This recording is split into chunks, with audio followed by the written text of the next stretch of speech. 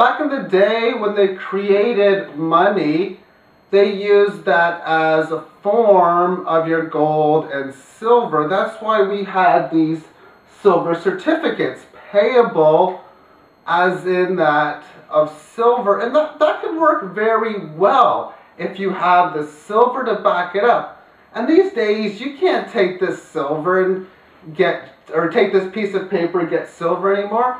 It's just not going to happen. You create a heck of a lot of inflation like we've seen in Germany. Germany had massive inflation in the Weimar Republic. They created these fiat notes and they weren't able to survive. Prices escalated drastically towards the upside. In Zimbabwe, this is a $100 trillion bill.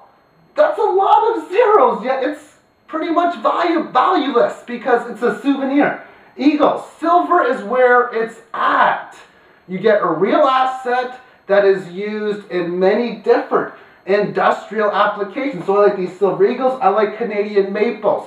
They get the job done, and they are a great way, in my opinion, for that of a store of wealth. If you're in a barter system and maybe what you're making, whether you make different types of food, they don't like it, well, silver, they can trade for what they do want. A much better asset, in my opinion. So you got the maples and you got eagles. They're really good, but you also got silver bars. Sometimes you get a little bit cheaper price on them. You got the Johnson Matheny, or I can't pronounce it well, but they are other forms of silver. You want to get rounds, you want to get bars, and you also got the generic names. These are generic names as well as art silver. If you can get the better prices on them, make sure it says 999 fine silver. I think that is very important. You can go by the sound of the silver, even the art coins. So I feel that the good ones are worth, like the Blue Jay one here, they're worth more than a maple or a eagle, because art isn't going anywhere, in my opinion. Now, as far as junk silver is concerned, after I get through this, a bunch of different junk quarters are going to come up. These are the Canadian ones. Understand in your area, if you're looking into this, how these coins work, what years they were made and what percentage of silver. For example, in Canada, pre-67 dimes, quarters, half dollars, dollars all contain 80% silver and 20% copper. Before then, they contained 92.5% silver, or that of sterling silver. These can work out well as far as making change. Maybe you need to pay 1 1/4 ounces of silver. You give a bullion coin, and what's required in here? You need 17 dimes, or $1.70 worth of this to make a troy ounce. But it doesn't sell as well. You might need 20 to give that up. So if you're looking to buy it, my personal advice is don't buy this stuff for over spot. Try to get it under the value of spot. So maybe you ask for the value of a troy ounce, say $29 Canada. You ask for 20 of them. Now these quarters here got these little wolf pictures, or just these animal pictures. In the 67 series in Canada, 50% copper, 50% silver, or 80% silver, 20% copper. It's very hard to determine how much silver is in it, so you may want to stay clear. Now, if you get an amazing price on these things that is worth it, if they happen to be 50% silver, then you'll still be doing very well. And you got the unique sound that comes with silver. You shake them up, you would hear the silver sound. We're going to conclude this now with some charts, a couple charts.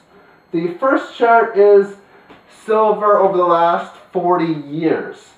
And it's starting to rally back up. During this period in here is where the manipulation of the silver market came into play. When we hit the peak in 1980, yeah, that was too much. Right around this point, we could have went on the gold and silver standard, silver getting over gold getting over 700, silver getting over 30. But they chose not to. Support should have been found roughly around here. But that didn't happen. A lot of short positions by the big financial institutions, and that's what suppressed the price of silver. So when you're looking at the price today at roughly a shade below $30 an ounce and think it's up too much, I would have to highly disagree, especially when we look at this, when we adjust it for inflation. This is $2010 using ShadowStats government figures. And this is a pretty bullish pattern in here as it's trying to break out of this lower end range.